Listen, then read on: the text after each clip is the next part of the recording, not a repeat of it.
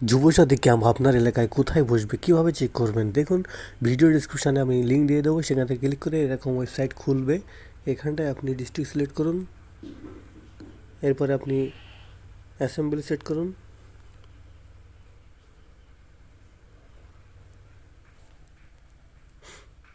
এরপরে block set করুন।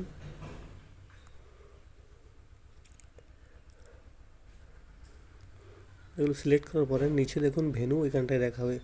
এখানটায় আমি স্বরূপনগর অ্যাসেম্বলি সিলেক্ট করেছি, এখানটায় দেখা যাচ্ছে স্বরূপনগরের এসএসজি হল। এছাড়াও আগামী যে ডিটেলসগুলো অ্যাড হবে, অন্য কোথাও ক্যাম্প বসলে সেগুলো পরে অ্যাড হয়ে যাবে। দেখুন, camp schedule is under processing, মানে ক্যাম্প যে শিডিউল তৈরি করছে সেটা এখনও আন্ডার প্রসেসিং রয়েছে, সবগুলো এখনও লিস্ট এখানে ছাড়েনি। তো পরে আবার চেক করলে এখানটায় দেখাবে যে লোকাল পঞ্চায়েত এরিয়ায় কোথায় কোথায় বসবে, সেগুলোও দেখাবে এখানটায়।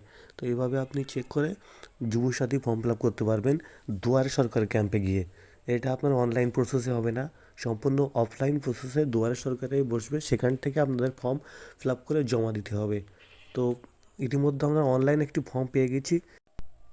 এখান থেকে দেখুন যুবসাথী অনলাইন ফর্ম আপনি কীভাবে ডাউনলোড করবেন। এখানে আপনি গুগলে এসে লিখবেন যুবসাথী ফর্ম পিডিএফ, লিখলে প্রথমে যে ওয়েবসাইটটা দেখাবে এখানটায় আপনি ক্লিক করবেন।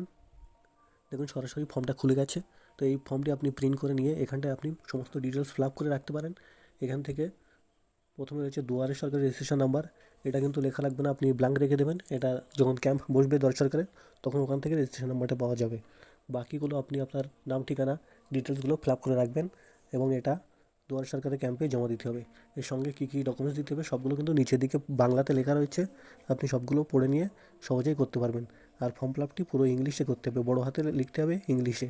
আর অবশ্যই ব্ল্যাক কালি দিয়ে করার চেষ্টা করবেন, কেননা জেরক্স কিংবা স্ক্যান করার জন্য এটা ভালো হয়।